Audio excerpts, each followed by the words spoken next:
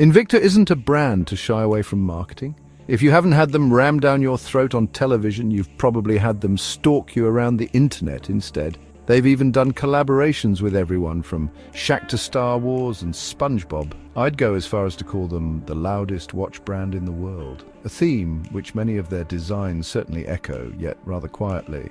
An auspicious dive watch has sneaked its way onto the scene with very little marketing. This one first cropped up in early 2020, so why am I only just talking about it now?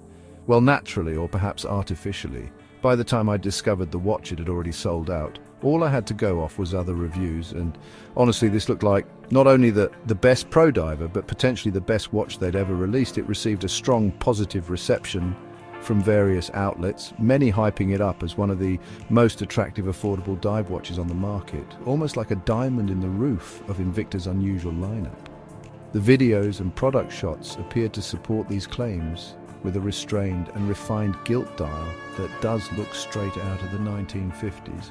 Not only did the looks excite me, but the omission of the engraving down the side did as well, which brought down the previous pro divers in my books. Therefore, I pulled the trigger the moment they were restocked on the Invicta website. The watch arrived very quickly to me here in the UK from, I remember it was 2, maybe 3 days at most, which is pretty impressive. Unfortunately, I wasn't quite so impressed by the watch. In fact, I think it's a bit overhyped. Here's why. First up, the packaging. Well, the packaging is really good. It's not often that I say a brand should cut corners, unless we're talking about spaghetti scametti.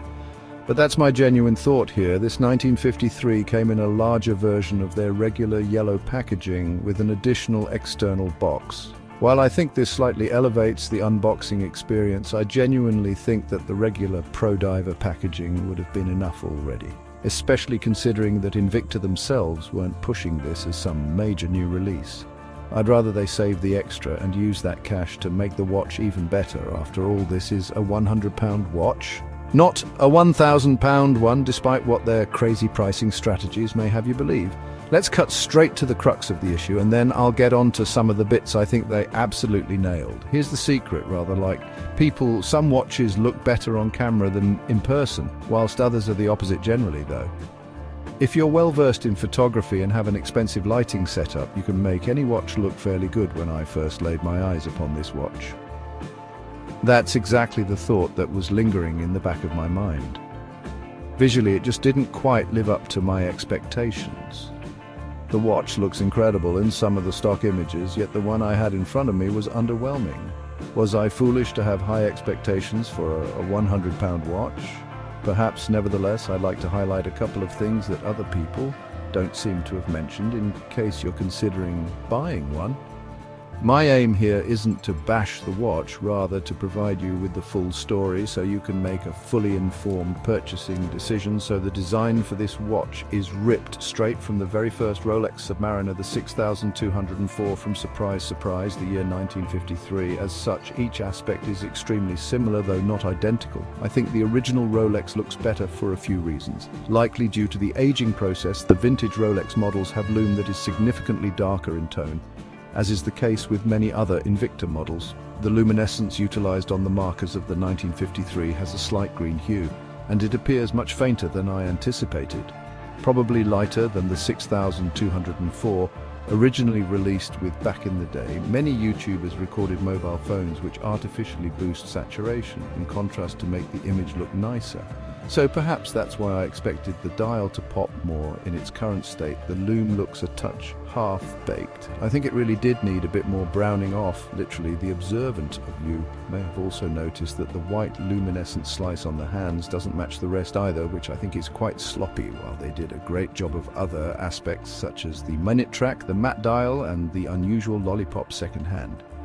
It still feels like Invicta has pulled some punches rather than fully committing to the vintage aesthetic. This is equally apparent with the crystal choice and sizing. As with many period watches, the original retail Submariner and the Turnograph, it was based on both feature domed crystals. Rather counterintuitively, this Invicta just houses a flat piece of mineral crystal, and while mineral is reasonable and the standard at this price point, it lacks the character that this watch was aiming for in the first place. A domed crystal would have undoubtedly better matched that faux vintage vibe if they changed nothing but the crystal. I strongly feel that that factor alone would have greatly improved my enjoyment of this watch. Additionally, they've gone with a more modern 40mm case size versus the 37mm on the Rolex, leading to the dial being wider and feeling more spread out.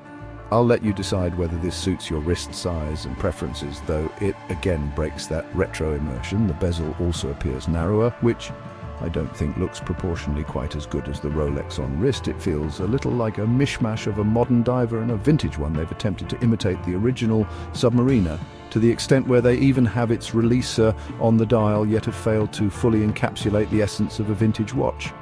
I think we've seen other brands such as Timex do a better job of capturing that soul and spirit with their Q lineup, which may be a factor in their popularity.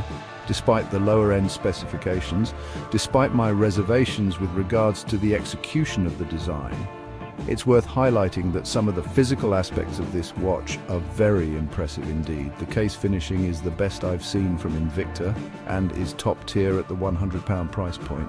The brushing is delicately and precisely done with a beautifully curving polished chamfered edge. Of course, we have the clean left flank this time, which is a welcome sight compared to the PSD-inducing engravings on other models. Catch it, the unguarded crown is faithful to the Rolex and functionally excellent. Not only does it have plenty of grippy serrations, but is perfectly responsive and a pleasure to use during time adjustments and winding. The bracelet's also very solid for a watch costing this little. True, the clasp is rudimentary and the end links are hollow, though the rest of the links are solid, featuring a visually impressive vertically brushed finish. Those end links are nice and flexible too, as the central segment is recessed, allowing for a greater range of motion. If you have a smaller wrist, you may still be okay with this one, while I'm not too keen on the slimness of the bezel. It's still a significant upgrade over the other pro divers that I've covered. This one has no backplay, and a lower pitch click that feels much more assuring. Unfortunately, there's an issue with the alignment when the upper chevron is aligned with the 12 o'clock marker. The silver markings at 9 and 3 don't align with their respective indices. This doesn't appear to be an isolated case, as I've seen this issue present on plenty of the models I've seen in online reviews too. The ever-popular Seiko and H35A movement does help to steady the ship, though this is a very solid automatic movement that is a welcome addition to this affordable package. You probably know the deal here, 21,600 beats per hour along with hacking and hand winding. This unit has a distinctive yellow Invicta rotor. It's not the smoothest hand out there, but you can't expect much more with a screwback. You also get a strong 200 meters of water resistance, making this a true diver as opposed to a dive-style watch. In the hands it feels decent for the money, which puts me in a rather strange predicament. This 1953 is a good quality watch. It's also well priced when available at retail cost in isolation. It's also good looking too. Yet on balance, I find myself with little desire to pick it up and wear it. I can't help looking at that Rolex and thinking that this Invicta could have been so much more if they just followed through with this homage rather than stepping off the gas two-thirds of the way into the design phase. It feels half-committed, half-hearted, almost for the low price tag. It is a solid watch, hence its inclusion on my recent Dive Watch Roundup video. However, from reading and watching lots of content about it, I had myself hyped up thinking this could be the best Invicta ever. A sentiment that I've seen a lot online, people calling this the only Invicta you should buy and stuff like that. Having spent more time with it, I'm not sure it is. It's true. The vast majority of us would never be able to afford to purchase an original 6,204 for tens of thousands of pounds.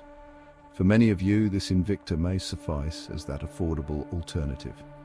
However, I think you could probably find some comparable options that serve that purpose better from the likes of AliExpress. I'll link a couple in the description. You'll probably see what I mean. Some have different hands, but they pull through in all the other areas. Additionally, don't be tempted to pay scalper prices for this Invicta, whether the shortages of this model are truly down to extreme demand or artificial practices from Invicta themselves.